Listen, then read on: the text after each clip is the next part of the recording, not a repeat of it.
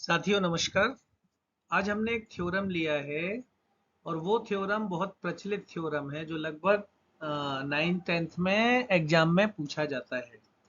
इसमें सिद्ध करना है कि त्रिभुज के तीनों अंतः कोणों का योग 180 अंश होता है।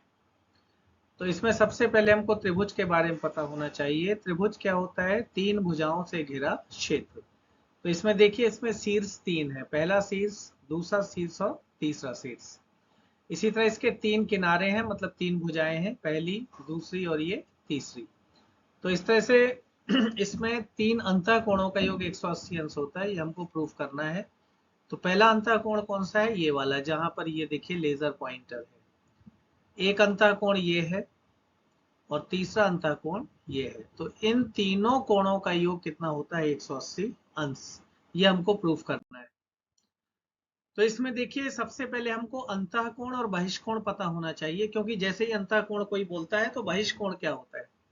तो जैसे यहाँ पर एक त्रिभुज है ए बी सी, तो अगर हम इस साइड को आगे बढ़ा दें, ये देखिए, ये मैंने एफ तक आगे बढ़ा दी, तो ये जो एंगल 4 है, एंगल 4, ये क्या है? बाहर वाला कोण है, त्रिभुज के बाहर है, ये बहिष्कोण है। अगर मैं इस साइड को नीचे की तरफ बढ़ा दूं तो ये एक कोण बन जाएगा, जो एंगल नंबर 6 है, ये भी क्या है? एक्सटीरियर एंगल है, बहिष्कोण है। अगर मैं इस साइड को आगे बढ़ा दूं तो यहाँ पर एक एंगल बन जाएगा बाहर की तरफ, ये भी क्या है? एक्सटीरियर एंगल है। और जो अंदर है 1, 2 एंड 3, ये क्या है? अंतः कोण। तो अंतः कोण है 1, 2, 3 और बहिष्कोण है 4, 5, 6। अब हम इसको प्रूफ करते हैं। तो प्रूफ करने के लिए सबसे पहले हमको देखना पड़ता है कि दिया क्या है। तो यहाँ पर एक त्रिभुज दिया है ए बी सी, जिसके इनर जो एंगल्स हैं वो कौन कौन से हैं? 1, 2 और 3। तो एक त्रिभुज एबीसी है जिसके अंतः कोण क्या है? 1, 2, 3। सिद्ध क्या करना है?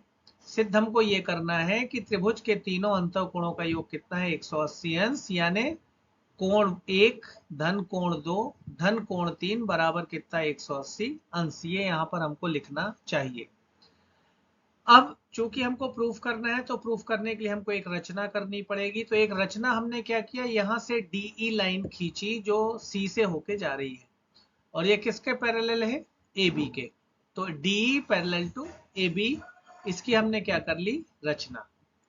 अब रचना करने के बाद देखिए कि दो एंगल्स और आपको दिख रहे हैं, एंगल 4 एंड एंगल 5। तो इस तरह से इस समांतर रेखा की रचना के साथ हमको दो एंगल और मिल गए। तो अब हम इसको क्या करते हैं? डराइव करते हैं या उत्पत्ति करते हैं। तो इसमें देखिए कि ये पूरी लाइन पर जो एंगल होता है, ये पूरी लाइन पर जो एंगल है यहां से यहां तक, ये कितना होता है? 180 डिग्री, क्योंकि ये रिजु कोण होता है। ठीक है। तो ये रिजु कोण 180 अंश का क्यों होता है? इसको हम किससे समझ सकते हैं?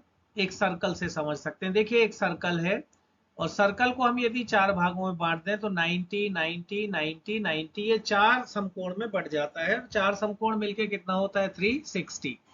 अगर हम इसका हाफ करें तो ये कितना हो जाता है? 180। तो इस तरह से यहाँ पर भी ये हाफ है, तो ये कितना होगा? 180। या रिजु कोण कितना होता है? 180। इसका मतलब है कि कोण 3, कोण 4 और कोण 5, अगर हम तीनों को जोड़ दें तो ये बराबर किसके होगा? 180 के।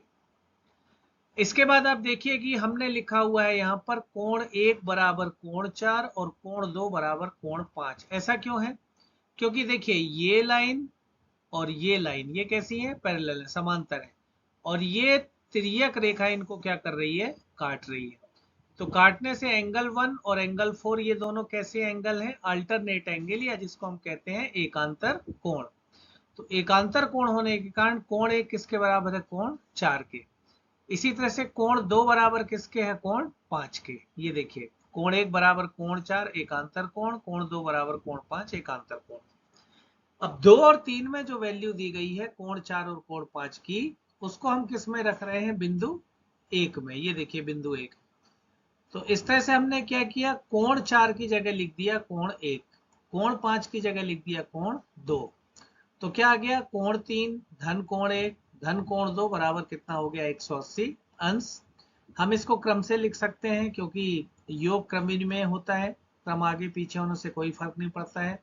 तो कोण 1 धन कोण 2 धन कोण 3 बराबर कितना हो गया? 180 अंश। यही हमको प्रूफ करना था। यहाँ पर अल्टरनेट एंगल मैंने बताया है, जो पहले आपसे बात हुई थी कि दो समांतर रेखाएं, कोई तिर्यक रेखा उसको काटती है, तो ये जो यहाँ पे दिया हुआ है ये दोनों कोण कैसे हैं, अल्टरनेट एंगल। इसी तरह यहाँ भी इस तरफ से जब हम तिर्यक रेखा खींच रहे हैं तो ये दोनों क्या है, अल्टरनेट एंगल। तो अल्टरनेट एंगल हमेशा कैसे होते हैं, इक्वल होते हैं, जिसको लेके हमने इस थ्योरम को क्या किया है, प्रूफ किया है। So thank you so much, बहुत बहुत धन्यवाद, शुक्रिया।